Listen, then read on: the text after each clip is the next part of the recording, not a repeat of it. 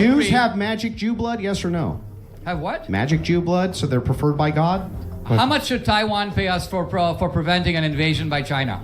They should pay for whatever the naval cost is of doing that. Right. This is why you're not president, because do you agree that the people who live in Israel are Jews? Yes. Mystery solved. Okay. And all right. I'm saying that the secularism in Israel is a result of a rebellion against Judaism, not a manifestation of it. It's the stupidest thing that I ever heard. Israel was Can it be a secular Jewish state, Dinesh? Can it be a secular Jewish state, Dinesh? Can it be a secular Jewish state? Yes, it is. Thank you. Okay, but I'll refute it. I can't wait. Okay.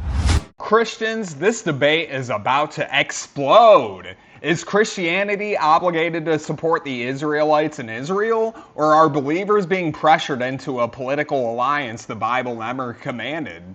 Andrew Wilson and Dinesh D'Souza go head-to-head in a fiery battle over faith, biblical obligation, and America first.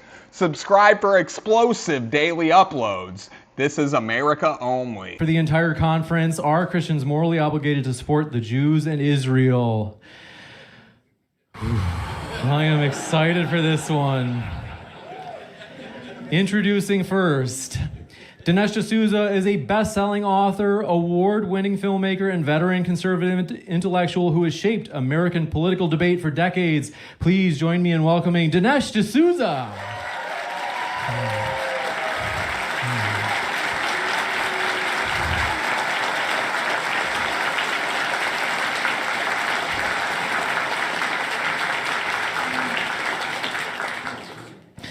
And on our right, a man who needs no introduction, Andrew Wilson, host of The Crucible, is one of online debate's most experienced and formidable figures, known for his aggressive cross-examination and quick improvisation.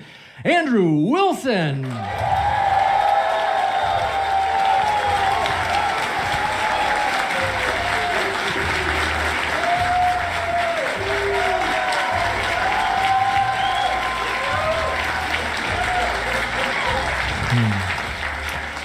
So,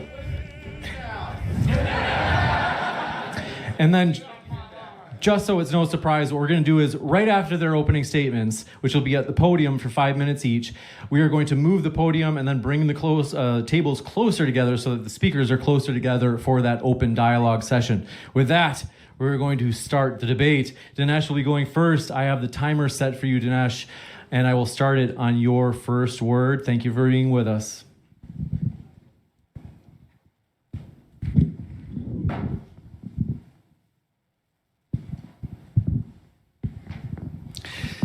Thank you very much. Well, I feel like I'm going to be in the lion's den today. And there might be a few of you who support Israel, some of you on the fence. I mean, Dinesh can be okay, but is he really America first? Most of you are probably going to be a little hostile. And so my presence here should be taken as well, I'll try to make it as painless as possible, but it's going to be a little bit of an intellectual suppository for you.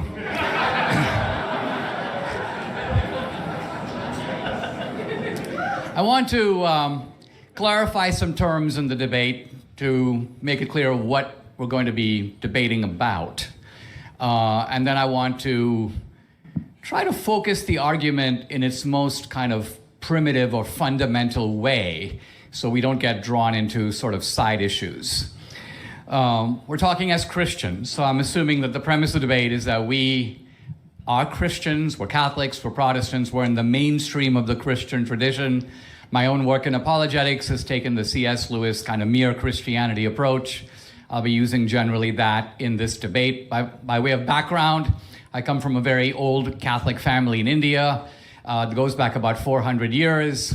My grandfather's brother was the Cardinal of Pakistan. Are there really Catholics in India? I didn't know that, honestly. So I'm deeply rooted in the Catholic tradition, the Catholic intellectual tradition. I've studied it, I've written a lot about it, and I've debated it against generally leading atheists, people like Christopher Hitchens and others. Now, Israel is not my topic. And by that I mean in a career spanning 35 years. I haven't written about it. I barely mentioned it. I'm not known as a Zionist. I don't identify with Zionism, which was a secular socialist movement of the 19th century. I have no particular stake in Israel as a country. I'm America first all the way.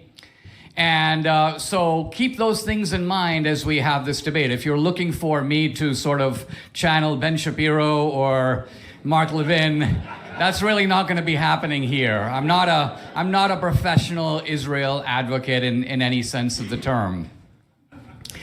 I discovered Israel really 2 or 3 years ago when I visited for the first time.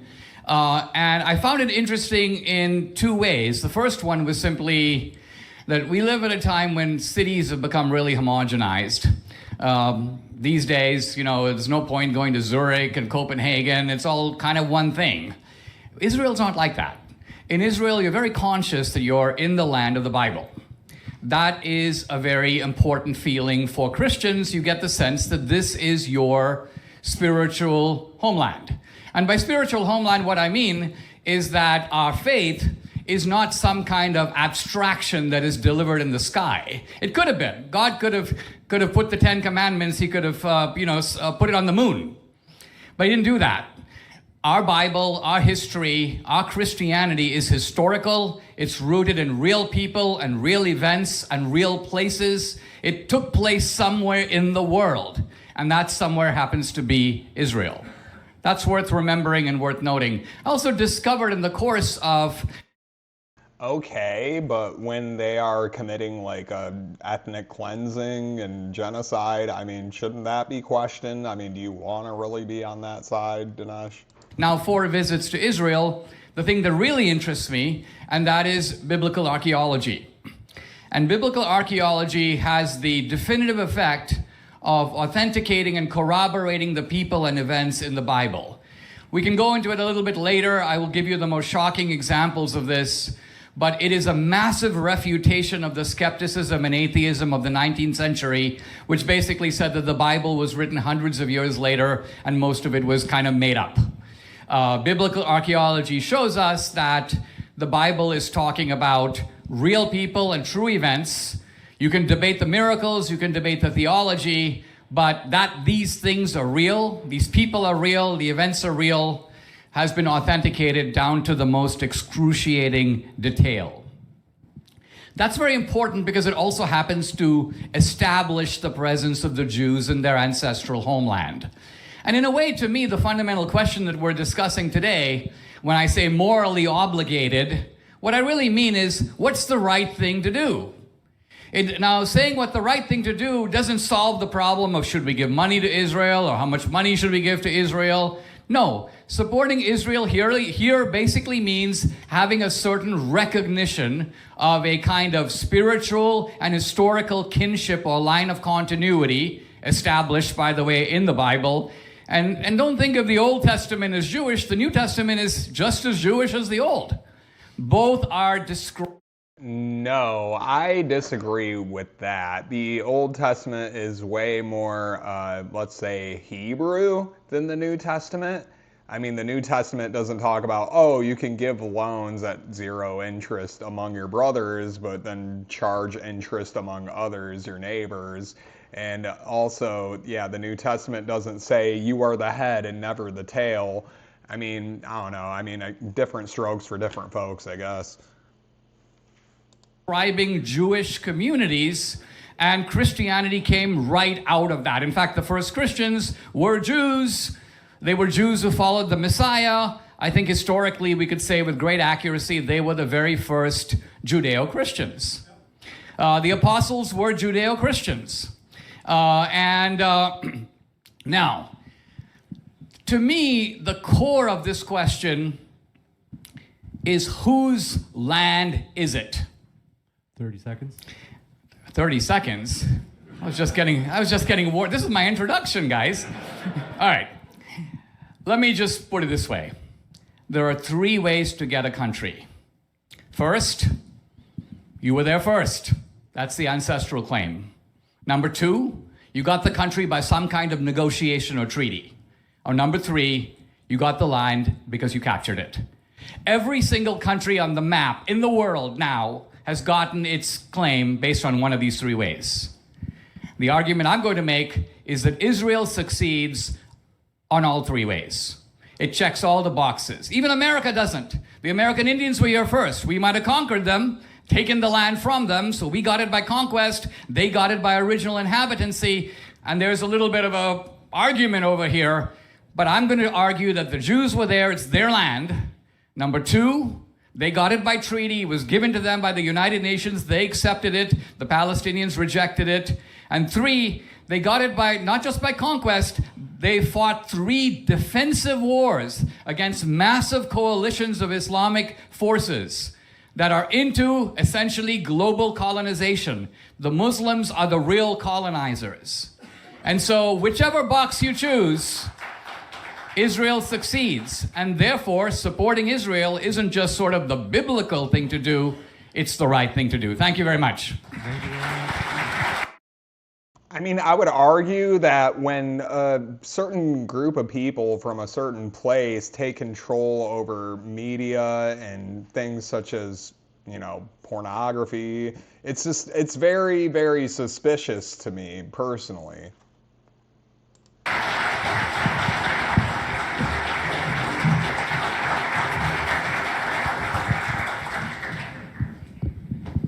I've got the timer ready for you, Andrew, on your first word. Oh, that's right. If you're able to. Got to set the mood. First of all, big round of applause for Dinesh real quick. Great opening.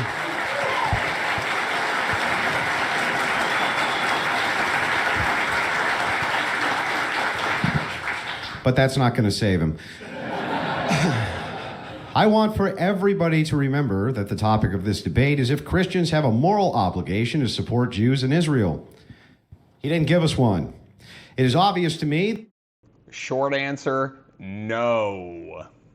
That since the answer is clearly no, that Dinesh likely gave no reason, which means I predicted he wouldn't give us one. I will begin by expressing to you, the audience, that when discussing normative claims, or in this case, moral claims, you need to demonstrate why the moral obligation is there. Dinesh's view comes down to a whole bunch of really stupid propositions that actually make no sense. Note, I'm not calling Dinesh stupid. He's far from it. But even intelligent people can believe stupid propositions and often do. Logical proposition 1, Christians need to support a Jewish state of Israel because their ethics and Christian ethics overlap. This is something which Dinesh has said multiple times. The reason this is a stupid proposition is because the modern state of Israel is a secular state. This state supports abortion, and most of the public supports it. They have pregnancy termination boards, which grant 99% of applications abortions up to 24 weeks and beyond. They support gay marriage, and while not marrying gays themselves, as there is no civil marriage authority, they recognize all out-of-country gay marriages as valid, and all gay cohabitation has identical social and financial rights. Let that sink in. They are extremely pro-transgender, and their public healthcare system provides generously for trans surgery and voice mod training. Sorry about that. 1 second here. Here, while Andrew gathers his thoughts, I mean, read the book Messages to the World. It's all of Osama bin Laden's public statements translated into English, and it reads just like AH's MK, if you get what I'm saying.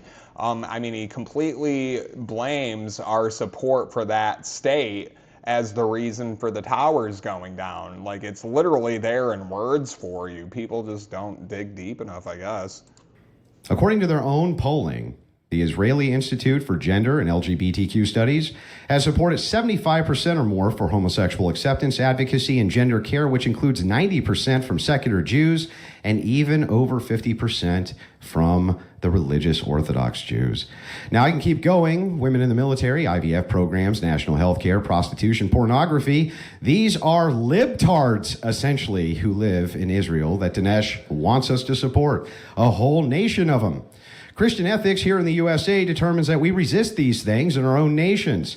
Why would we support other nations which codify these things as law any more than we would Sharia law? I don't want millions upon millions or billions of my dollars to be used to support a system which allows for these forms of degeneracy when we are busy combating them in our own backyard. Why would Christians support that? Now, Dinesh can argue the USA is plagued with similar problems, and that's true. And Christians here oppose our own governmental national apparatus and strongly attempt to legislate against these forms of policy. We do the opposite of funding it, except through force of tax. Proposition 2, Dinesh believes that the Christians have a stake in Israel because it's the holiest of holies, and the holiest Christian sites are there. I grant this is true, but that doesn't give us much reason to keep the population there Jewish. Here, I'm going to jump ahead a little bit just because this is a super long debate. I just want to see what else they have while we have time. All right, let's start here. Give them 3.8 billion. Let me ask you this. Well, hang on. I want to use this analogy. I want to use this analogy real quick because let's go back to your analogy. I think it's fine. Okay. You say, hey, there's like a mom and her son, or a dad and the son, and they're in a rough And neighborhood. you're saying the son is a heretic. He doesn't go to church. No. You say, hey, there's a moral obligation for you to get your son out of this neighborhood, and then you give a bunch of qualifiers. Dinesh says, that means, maybe you tell them to stop doing this, or maybe you take this action, or maybe you take that action, or you do, blah, blah, blah. But the whole point of this is to say that there's a moral obligation there with a must, ought, do something in order to prevent this from happening to their son, right? Right. Okay, great. What's that with Israel? So our interests and Israel's interests diverge on many points. Israel would like right now for the United States to go all the way, pulverize Lebanon, have regime change in Iran. Trump is saying no. Yeah. This is a recognition where we are saying our interest is the same as yours insofar as pulverizing Iran and breaking its military back. Once we have done that and stopped the nuclear possibilities, we're ready to quit. We're ready to go home. If you want to continue, you can. This is just gibberish, dude. Where do we get to the Gibberish? moral ought? Where do we? You still haven't given me a. You have a moral obligation, like that mom does, to move the kid out of that rough neighborhood with all of those bad guys. Wouldn't I just use that analogy and say, okay, great, then we have an obligation to move 10 million Jews among the Western nations to get them out of the neighborhood of the bad guys? And that would be your solution? No, I'm saying if I'm using your analogy for the obligation, wouldn't you say that the mom should move the kid out of the neighborhood The with the mom? The analogy was intended to clarify the meaning of what does it mean to have a moral obligation to support. No analogy travels on all fours. I agree. If I say, okay, I'm going to get my kid out of the bad neighborhood, it may be that I decide, okay, the kid can stay there, but I need to help with providing security. Or I need to make sure that I go visit every week to make sure that the apartment isn't being wrecked. But where does the moral obligation here come in for the United States, It sovereign comes- nation, it and comes the from Christians, the Christians inside of it specifically? That's what we're talking about. There is no moral obligation. I mean, they can claim that it's a military strategy, but no, America first. America only, honestly. Honestly, I feel like we shouldn't give a single dollar to other countries. I mean, I believe in helping our own. Others come later, okay? I mean, if we have time. The Christians, where does their obligation come in to help the Jews in Israel do fucking anything? Where's the obligation for that? Where? Well, What? Do you agree that the Iranian regime and the forces of Islam in the region are evil? Sure. Okay. I believe that they're... Here, let's skip to the end. Let's just see how this goes. We're wrapping up on time here. All right. Looks like a Q&A sort of thing. I just want to see what they have to say before we end this. knows beforehand that people are going to accept his ideology. He's still a Russian? But He's we're not a just- Russian. Marx was a German. Okay, but I'm pointing this out, right? Whatever he is, let's just say. okay. He's that thing still. We still agree that Jesus was Jewish and he was born in Bethlehem, right? And we agree to these facts? And we agree that Jesus subscribed to Judaism. It wasn't just that he was Jewish in the sense that he happened to be born over here. But he knew that his purpose. He knew that his purpose was Christianity. He knew that, right? He did. Okay. He knew that his purpose was a universal gospel message. Now, and that his followers would go by the name of Christians. Now They would take his message. Let's take the Marx analogy very quickly. One minute. Let us pretend just very quickly that Karl Marx had the gift of foresight, and he knew that Marxism was going to lead to capitalism. That was going to be the fulfillment of Marxism. It was always going to lead to capitalism, and he knew it. And that's why he instituted Marxism and allowed Marxism to happen, because he knew it was going to turn into capitalism. Was Marx a capitalist? No. Dude, Karl Marx was literally a pawn for the bankers. I mean, he's literally related to the Rothschilds' bloodline. Marxism is nothing but a banker's religion, in my opinion. I mean, I have some backup data to support that. But we are going to wrap this up. We just watched Andrew Wilson and Dinesh D'Souza go head-to-head on the topic of Israel and whether we should support them or not. I am of the belief that we should only support our own. We have our own problems to solve before we start meddling in other countries' issues. Let me know what you think in the comments below. But if you like content like this, we are dropping videos every single day. So make sure you like and subscribe. And remember, it's not America only. No, it is America only. It's just not America first nor America last. Yeah. So I'll see you next time, okay? I messed that up. Later.